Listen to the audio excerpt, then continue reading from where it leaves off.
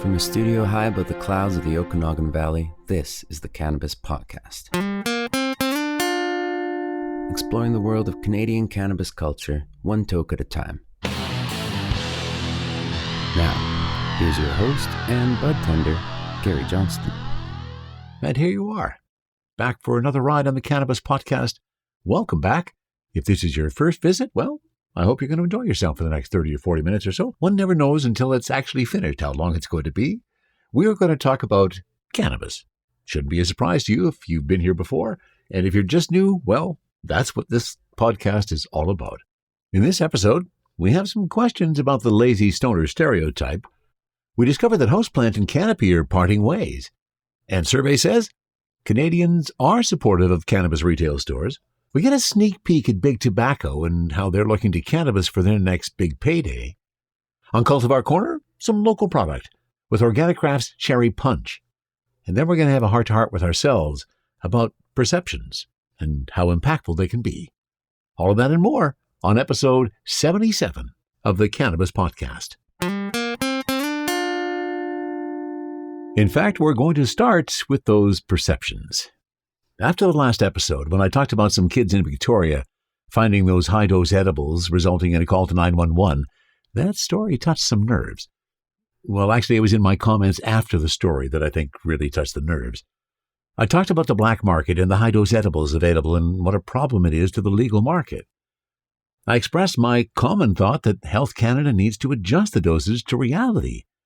And in that statement, I denigrated some people working outside the legal market, and that was not my intent. I received a rather vitriolic email that described their concern with some of my words. And let me also start off by saying this podcast is me getting stoned and talking about various things about cannabis. So if you're taking it really deeply, maybe you shouldn't. But I did appreciate what they raised. I responded to it and in fact, kept on the dialogue. And I realized that, in fact, it was true. I was not paying attention to the different perspectives that are out there. And what it made me realize is that there are really three cannabis realities in Canada. There's the original, the underground market where getting your supply through your long-trusted dealers still exists, have absolutely no thought or intent to go the legal route. That's basically how it always was before legalization. That still exists. Now, for definition, let's call that the black market. And then you have the gray market. Much like the folks who sent me that diatribe. They're not part of the legal world because they don't follow dosage guidelines, but they consider themselves critical in addressing the needs of many cannabis consumers. And they don't use knockoff packaging, and they're running legitimate businesses. And then there's the legalized world. What color should we give that? How about beige? Now, it's in this market that I'm focused on covering with the Cannabis Podcast. That was the decision I made on legalization, October 17, 2018. I was so stoked after all those years that I wanted to cover what happens in the legalized market. That's where my focus is. My intent is not to denigrate or cause any concern or harm to anybody in either of those other two venues. You're welcome to it. If that's the way you want to play it, that's fine with me. Stay in your sandbox. But let me play in my sandbox. Because my sandbox is focused on the legal world in Canada, and that's going to continue to be my focus. And let's get that focus, because I thought it's time for an update, even though I just talked about it last episode. I promised you that I would give you an outlay of what the crop ended up being. Underneath me, you're hearing the sounds of me going through the process of burping each of my 15 1-liter jars of cannabis. Now, that doesn't mean they're all filled to the brim, because you need to leave some space in there for movement of the bud so you can roll them around and get that cure really nice as they start to nug up. Ended up with just shy of a pound, maybe an ounce or two short of a pound. Most of it was the Blueberry Big Devil. That was 3 of the 4 plants, so I guess that makes sense. And the 4th plant was the Afghani, and I think there's about 5 or 6 ounces of that in the mix down there. Curing up really nicely, loving how it works. In fact, that was the inspiration for today's episode. was some of the blueberry big devil. Really a lot of red in the bud. Interesting bud structure, quite loose compared to most of what we're eating these days. So I found that interesting, but it has a pretty good bang for its buck. I'd have to say it was a success in terms of the output from what we got out of our plants. We're probably going to do some more next year. And for our first story today, we are going to cannabishealth.com. And they have been putting out a lot of great information. If you want to find out a lot about cannabis, head to cannabishealth.com. This story is The Lazy Stoner. Studies show evidence lacking for cannabis users slacking. The same way the lazy stoner is a stereotype you know. The stoned teenager whose motivation in school declines the more weed she smokes is a cautionary tale you probably also heard of. Like most cautionary tales related to cannabis, however, the specter of cannabis amotivational syndrome is often based on more rumor than fact.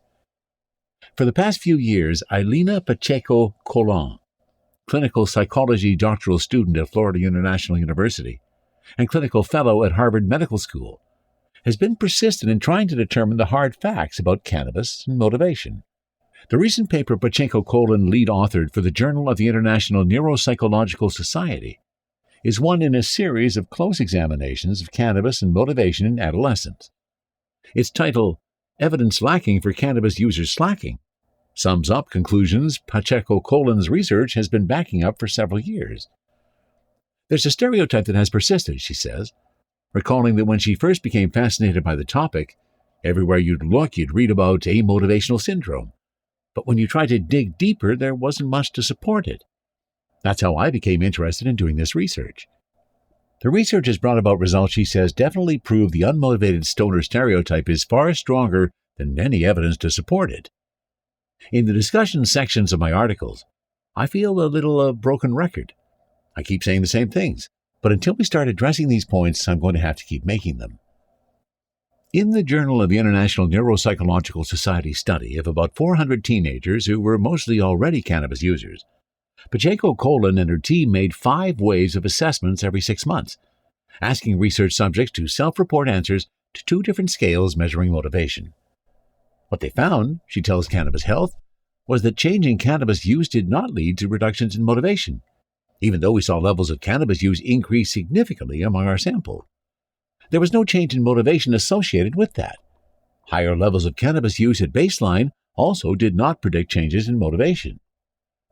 The nature of the study was longitudinal rather than cross-sectional, meaning Pacheco-Colon and her team wanted to be able to follow their teen cannabis users over time rather than taking a snapshot of one moment for the 400 subjects. The self-assessment scales had, she says, a lot of subcomponents that allowed us to do fine-grained analysis. She and her team were aiming for finer understanding because the principal problem facing any researcher into cannabis and motivation is defining the terms of what constitutes the motivation in question. As soon as discussion moves to motivation, cautions Pacheco-Colon, it's critical to define the terms of the study. There's behavioral components and there's cognitive components. Are we talking about effort? About willingness to work for a reward? Are we talking about persistence? Aspirations people have? The parallel process model of research the scholars used plotted cannabis use and motivation over time in order to determine a relationship at baseline and determine whether one variable predicted change in the other over time. But ultimately, after controlling for covariance, Pacheco-Colon and her team concluded most associations were not significant.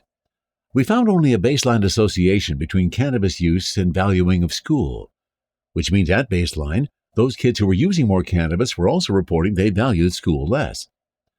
There are a variety of potential explanations for such an association. Pacheco-Colon suggests some teenagers who value cannabis consumption don't necessarily align with traditional societal norms, including the desire to do well in school. But really, she says, there's no clear explanation. Where there are clearer suggestions of causation is in the relationship between heavy cannabis use and increases in depressive symptoms. A meta-analysis from 2014 found causal links in which people with very heavy cannabis use were likely to later develop depression, she explains, and it didn't matter what age they started heavy use. Roughly 7 of the 17 studies she reviewed in her 2019 Current Addiction Report Systematic Review effects of adolescent cannabis use on motivation and depression indicated a causal relationship between cannabis and depression. Motivation and depression together are tricky, she says. Right now we think heavy cannabis use can cause depression, but we've hardly ever studied depression and motivation together. It's hard to say whether cannabis use is causing a reduction in motivation, which is a symptom of depression.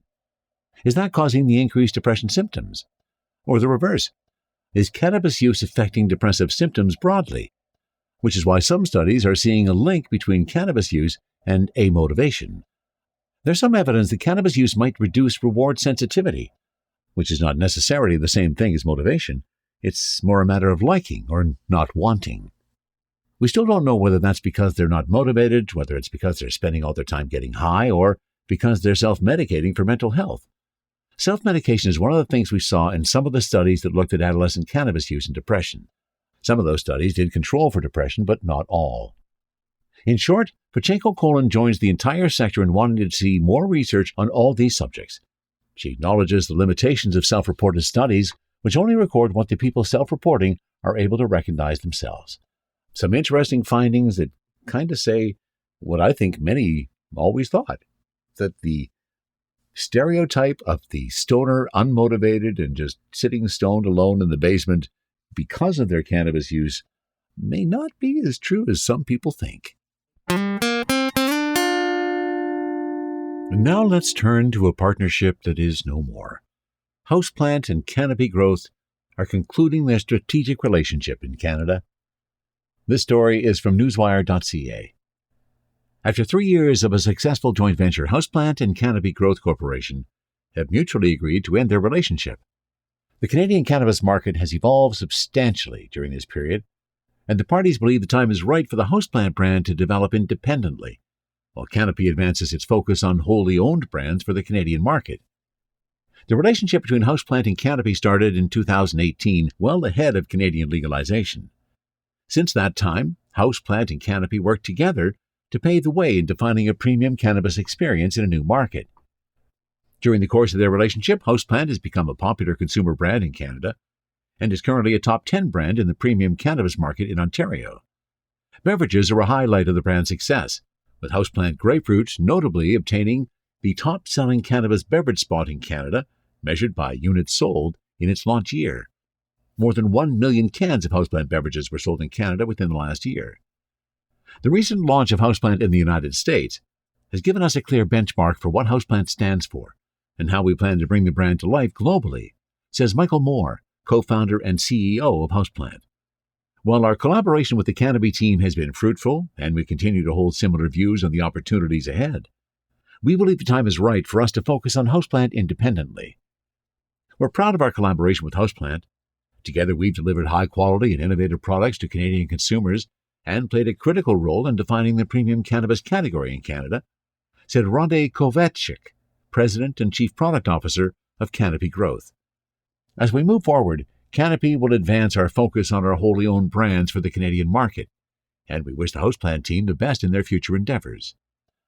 In Canada, some Houseplant cannabis products will continue to be available to retailers through the end of September 2021.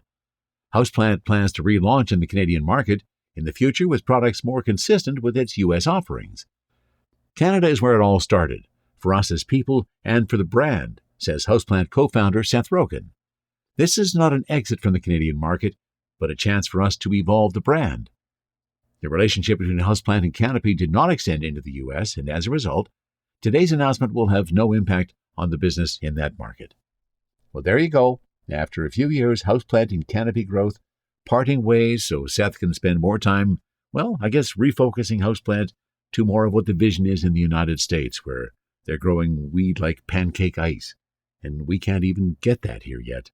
So, the cannabis industry is constantly evolving. And by the way, Seth, if you ever want to come onto the podcast, I'm ready. THC, CBD, terpene profiles, what's in me? Oh, please explain to me.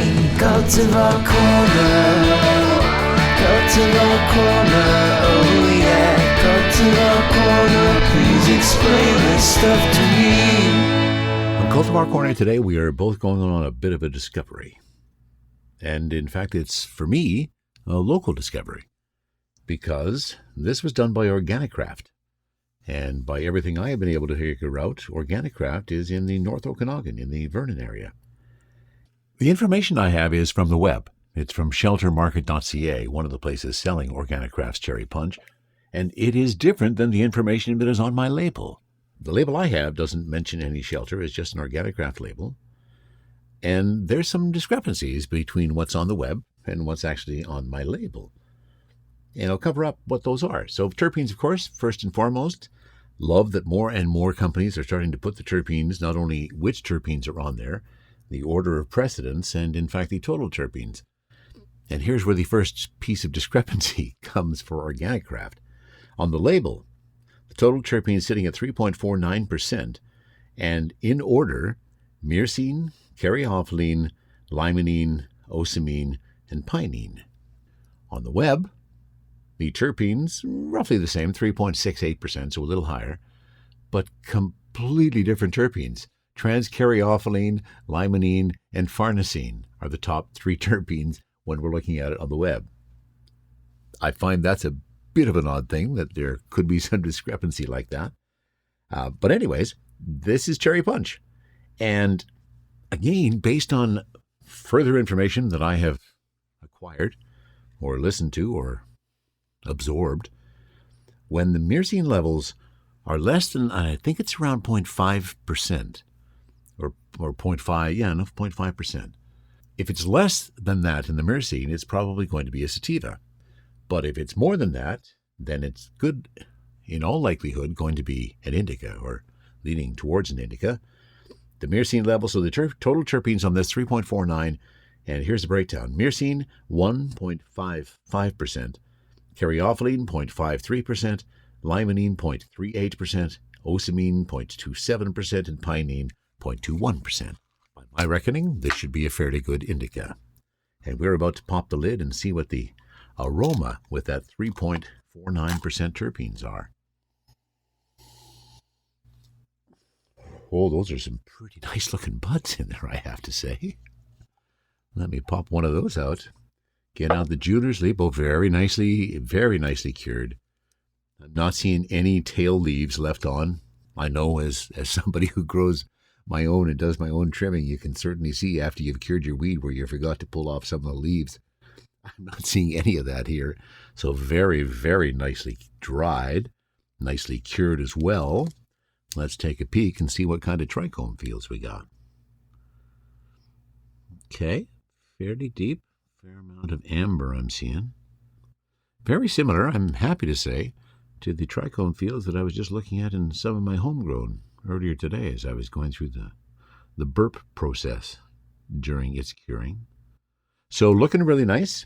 There's a lot of red hairs. Not seeing anything other really than a predominant red and green across all of these buds. And we are on weight. In essence, I got 2 fairly significant buds and then a couple of popcorn buds to make up the 3.5 grams. Nice glass jar, colored glass, so going to help preserve our cannabis a little bit better. So I appreciate that when companies are doing that. Thank you to Organnicraft for that. I think it's time we have a taste of this.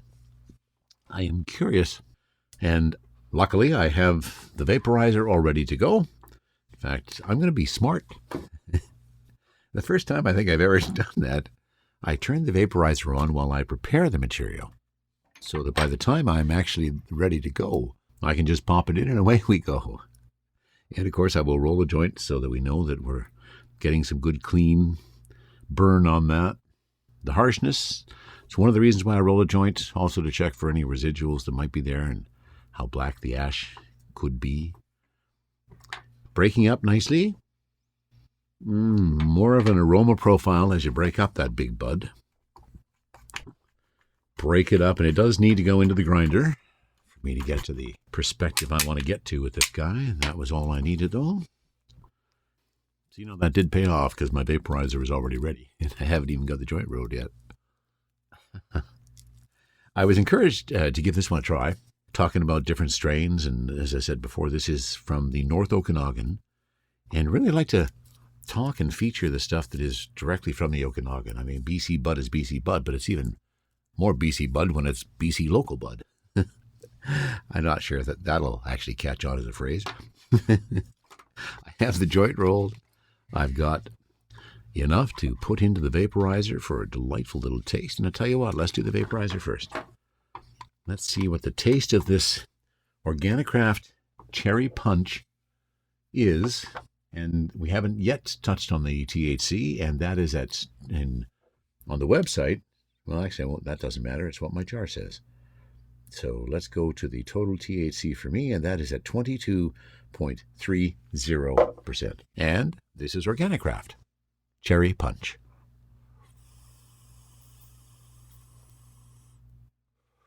Oh, as always, delightful flavor profiles when you use the vaporizer. And I'm just going to make sure that I've got it at the right temperature, and I do.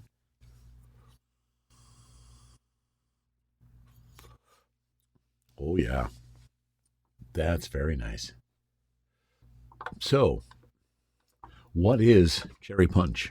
Cherry Punch provides the aroma and potency of cherry AK-47 with the unforgettable look of purple punch. I find it kind of funny that I didn't read this before I took a peek at the buds and specifically did not note any hints of purple. I'm just pulling out my jeweler's loupe again, actually just to use the light on it and see if I can detect more purple notes. I don't know, maybe I'm purple colorblind? I'm not seeing a lot of purple, but still nice weed so far. Apparently, Cherry Punch does justice to the lineage by sporting an even stronger mouth-coating tart choke cherry flavor, much like sweet tart cherry. Okay? Hey, if they're going to put it right out there, I'm going to test it to the max. Let's see if I can detect that sweet tart cherry.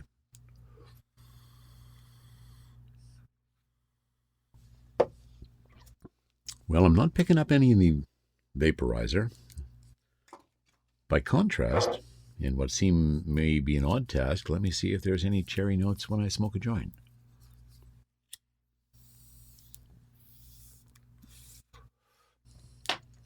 If you've listened to this podcast at all, you know that there are areas of taste finesse that my palate just doesn't go to. And I'm going to say that that's the issue here. It's not Organnicraft and the fact that their cherry punch has that tart, sour cherry taste.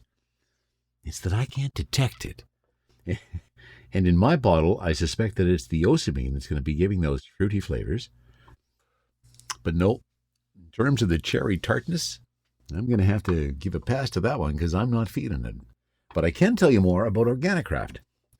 Organnicraft is a craft cultivation facility located just outside Vernon.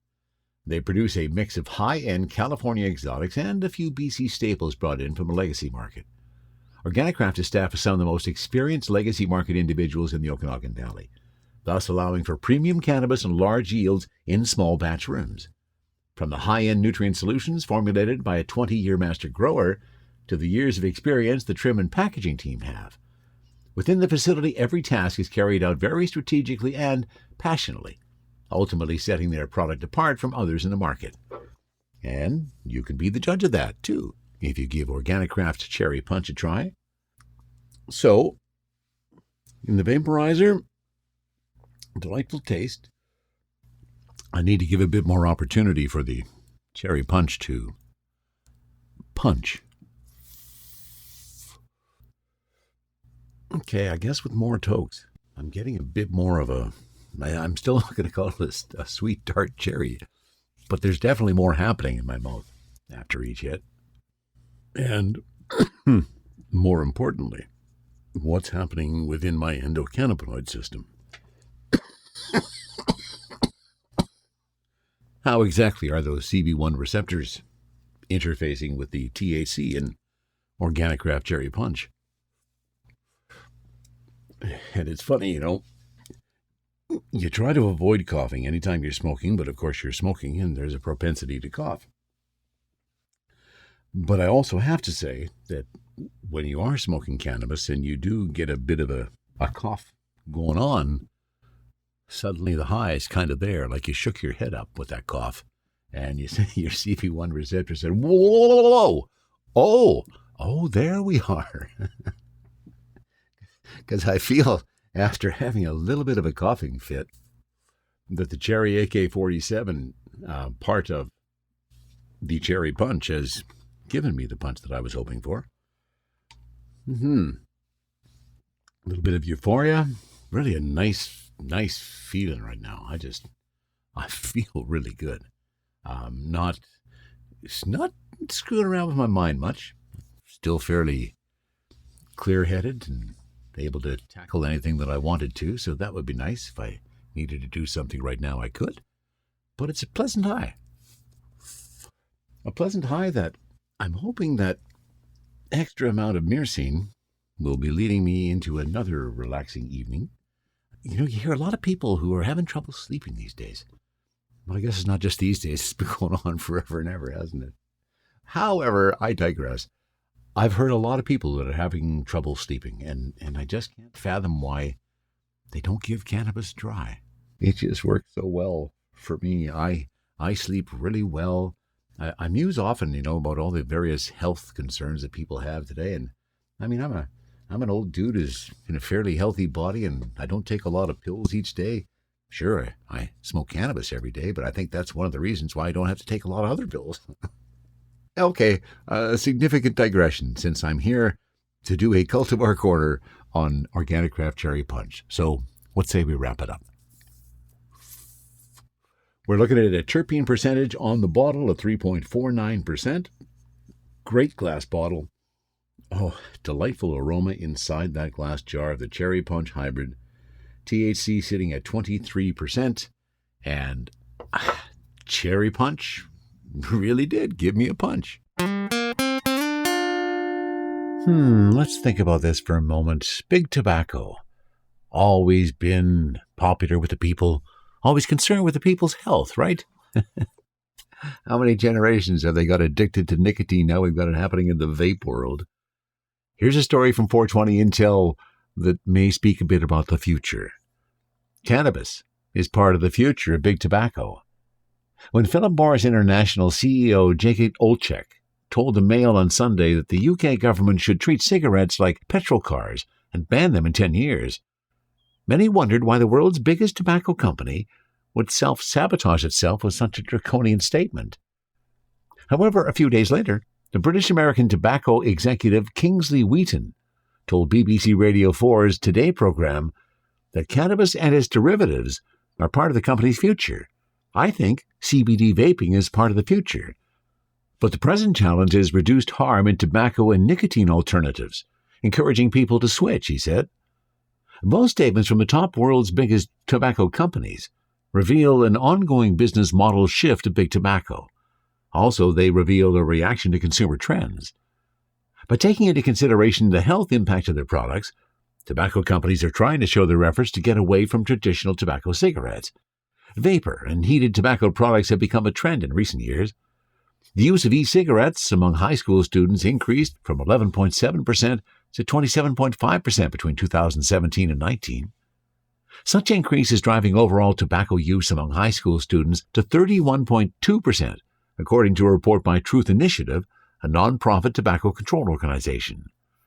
Tobacco companies are increasingly moving into the so-called cessation products.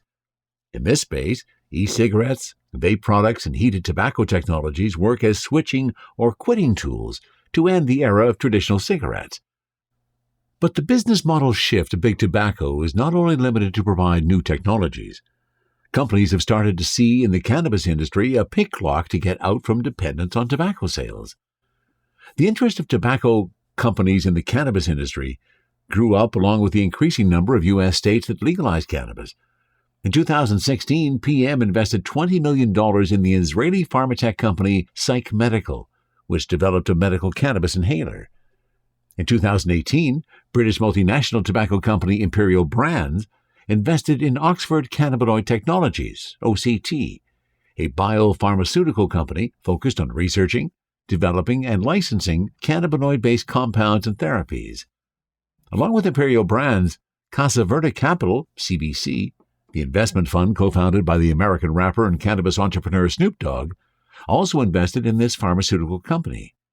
Altria Group, another giant tobacco company, agreed to buy a 45% stake in the Canadian cannabinoid company Cronus Group for about $1.8 billion in 2018.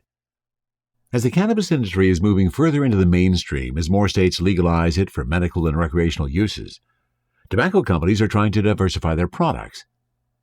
The cannabis industry can also be considered a pioneer of diversification in these terms. Cannabis companies are already selling products that divert from the traditional consumption of cannabis, including vape-based cannabis products, edibles, oils, and beverages.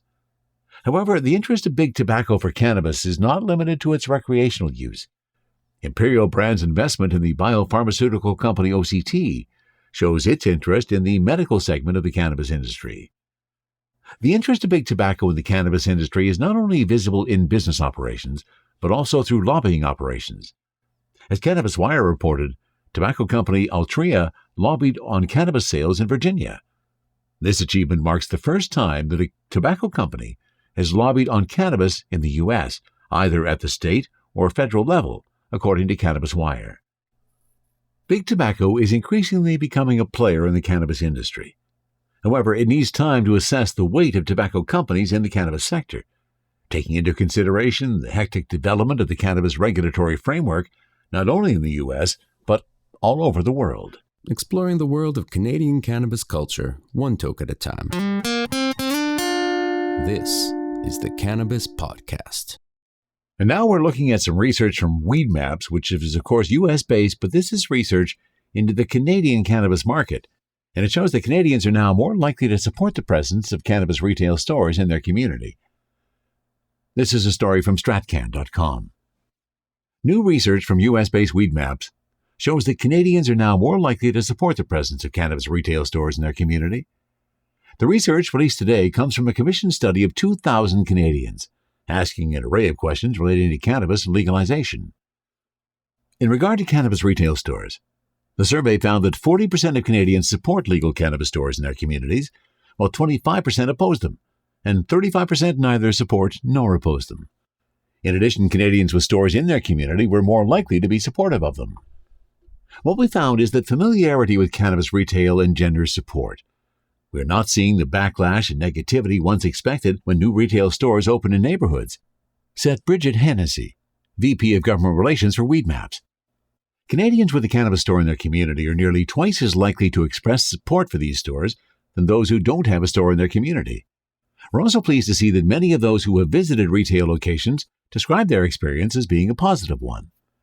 The online survey was conducted by Canadian-based consulting group Navigator from January 13th to 19th this year, fielding questions from Canadians who were of legal age in their province. Although Canadians were split in their impression of the illegal cannabis sector, with 35% expressing a positive impression and another 32% expressing a negative one, 53% of respondents said they support legalization, with only 24% being opposed. Younger people tended to be more supportive of both the industry and of legalization, as were male respondents. Those in Quebec were the least likely to be supportive of either.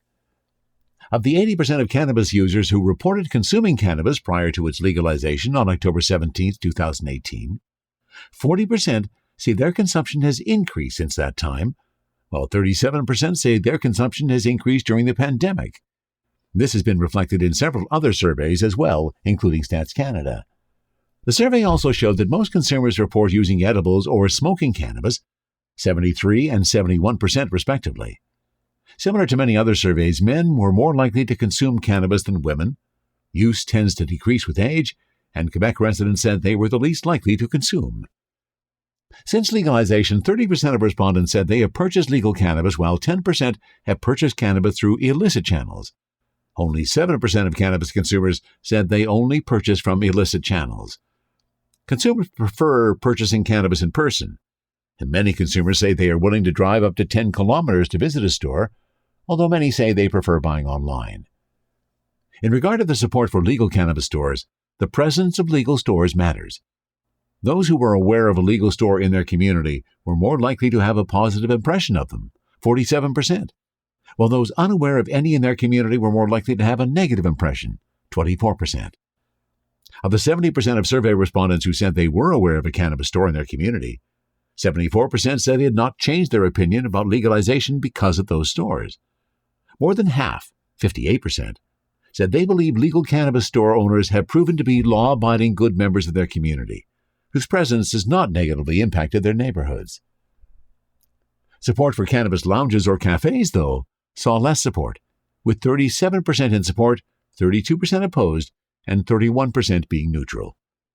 And that's a good place to pause and consider that that should be the next step. And I've heard some talk about this on Twitter and on Instagram the last week or so, that the next step in legalization has to be cannabis lounges. You can go to a bar and drink beer. It's time we opened it up and had a lounge where we could go and smoke some cannabis. As always, if you have a comment about anything you hear on the Cannabis Podcast, please send a note to info@cannabispodcast.com. The same address will work if you have somebody to suggest for an interview. And there's some interesting interviews in the works. I'll give you more details as we get a bit closer to those. That wraps it up for episode 77 of the Cannabis Podcast. From the cannabis-infused studio, high above the Okanagan Valley, this was the Cannabis Podcast.